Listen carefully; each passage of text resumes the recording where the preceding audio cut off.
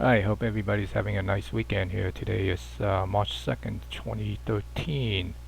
It's the beginning of the third month of the year, and the market is still pretty choppy, as you can see, and it's getting a little bit volatile as well. Also, the other things to take note, as I have indicated, the market have a tendency to quietly make some critical level while the fanfare is subdued. As you could see the day before on Thursday, when the market was trying to get close to the all-time high of 14,164.53 that was made in on October 9, 2007 for the Dow Jones Industrial. You were hearing a lot of talking head talking about how close we're going to get to that all-time high.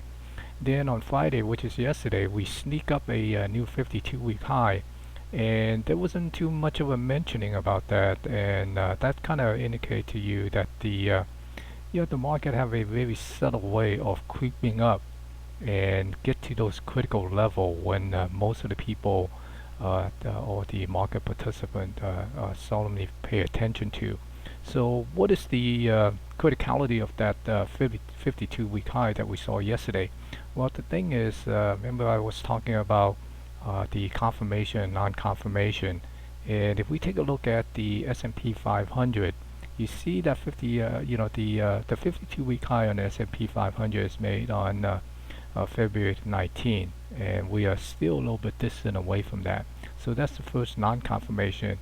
Then if we also take a look at the Dow Jones Transportation, which is one that is more critical if we are following the Dow theory, which I am.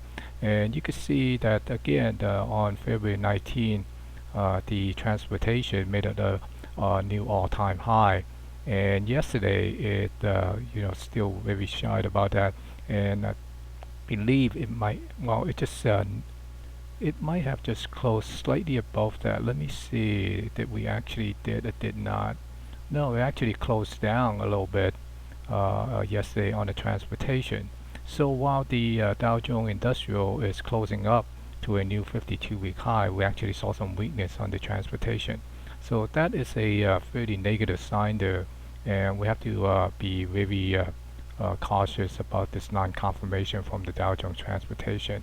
Then if we also look at the composite, the Nasdaq composite, you see again, on February 19, it made a new 52-week high, and yesterday it failed to even come close to it. And also the other thing is, notice that there is a little bit of a inverted hammer or a shooting star type of candle here on some of these indexes that you have to sort of pay attention to. And those sort of a little bit of an indication of reversal candle pattern if we do get a follow through. So looking at that, if we switch over and looking at some of these ETF, because we can't trade the index, so we want to trade the ETF. So let's take a look at the diamond, which I also drawn in some Fibonacci retracement level here. And if we take this swing here as a 100% retracement, and you can see that it came down to the 76.4 level, 76.4% level sort of, and it came back and then bounced up, and we put in this little shooting star on Thursday on the diamond, and also the diamond did close on a new 52-week high following the Dow 30. The scenario that I'm looking at is the possibility of this will continue to go up and take out this all-time high, or it could revert back and come down and come back down to this 76.4% level, retracement level, and possibly test this 50-day moving average, and then we probably get a little bounce. And if this indeed proved to be the top of the market top for this cycle here, then we probably will fail to hold the 50-day moving average and start reversing back and then get back below this level here, somewhere around the 136, and start testing, retracing a lot of these Fibonacci retracement level, and most likely come back down to this 50% area where the 200-day moving average probably will start in a second with, and that will give us some context to provide the some of the technician that is using these moving average as a support level. So that's one of the scenario for the diamond. And if we take a look at the spider, similarly on the spider, you can see that it came up on the that new 52-week high, and we traced back down to the 76.4%, and now it's getting back up and failed to come up to hit this new 52-week high. There could be a scenario that it might just consolidate here and then start going back up and get back on track along in sync with the diamond. But the other scenario is that it could be coming back down to this 76.4 level and try to test for support on this 50-day moving average, and then when it failed, then it will probably come back down and break this particular level here. This I believe this 1472.75 area on the S&P, and we'll break through this this 61.8, and once it come down below this this price channel here that I have drawn on the trend line, and most likely will start coming back down to this again, test this 50% level. Maybe at that time the 200-day moving average might be coming up, and that will also provide some context for it to try to test the 200-day for support. Then the other one is the Russell 2000. The Russell 2000 similarly, again, it came down and tested the 76.4, and it bounces a little bit, and now it broke this particular trend line here, and they're trying to get back about this trend line. It seems like it's encountering some resistance. So most likely, again, I'm looking for the scenario in which that it could be coming down and test this 50-day moving average again at the 76.4 level, or it could also get back on track and get in sync with the Dow Jones 30 as the Dow Jones 30 go and make a new all-time high, while these indexes is catching up and also try to make another all-time high. So that's the Russell 2000, and then we look at the Q. The Q is basically being depressed by Apple, and it's holding up right near here at this level, somewhere around the 68.25. And if we do the swing for this Fibonacci retracement, the 100% retracement level up here at this level, then we can see it also been trying to hold this 50-day moving average here, and again you can see that it failed to match the February 19 high here from the 5-day 5 days close, yesterday's close.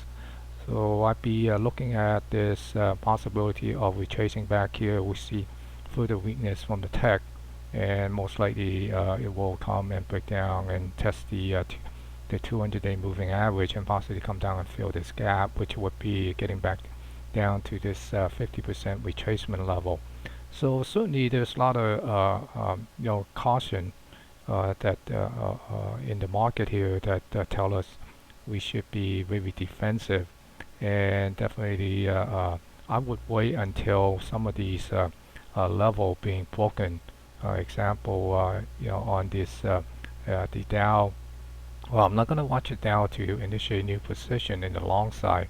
We'll be basically watching the S&P. If the S&P could come back up and confirm with the Dow 30 on a new high, and also the Russell, then you might want to wait until that particular point before you start looking to initiate new long position. Otherwise, I would wait until it come back down and test the 50-day moving average, or get back and test the 76.4 retracement level. If it break that level, then it probably would be a good time to start looking for a possible short position. So that's the quick market review on some of the indexes, and also some of the ETF for those indexes. So hopefully next week there will be some conclusion or resolution on which way the market is going to go. I believe the market is near a inflection point of either blow out this all-time high to make a new all-time high, or we basically is getting near the end of this topping process, and starting a retracement down. So anything is possible. So just be a little bit of on the safe side and be pay close attention to some of these market indexes instead of just focusing on one or two stocks, because most of the stocks follow the trend of the market, and until you learn to read the market to get a sense of general direction, chances are you will get whipsaw in and out on a lot of these stocks. And right now it is in a sort of a transition period, and that's when it get real tricky on and most of the people lose most of the money during that transition period. So good luck to you next week trading.